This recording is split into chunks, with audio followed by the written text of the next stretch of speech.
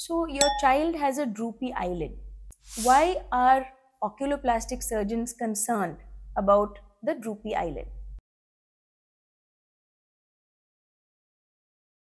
Now, usually we operate children who have a ptosis or a droopy eyelid just before they enter school, that is in the preschool or school going age. But if your child is around 6 months of age, your eye surgeon or oculoplastic surgeon may be alarmed at the level of the ptosis and ask you to undergo or your child to undergo the surgery immediately. This is because it depends on the level of the ptosis or the severity of the ptosis. If the ptosis is mild or somewhere between mild and moderate, it means that the eyelid is not completely covering the visual axis or the part from which the child sees, that is the aperture through the pupil.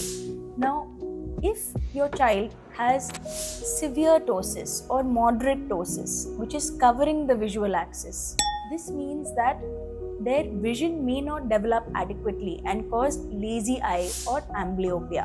This is because if the images that they see don't enter through that eye and give clear images to the brain, it causes the vision to not develop at all in that eye, leading to what we call as visual deprivational amblyopia or stimulus deprivational amblyopia.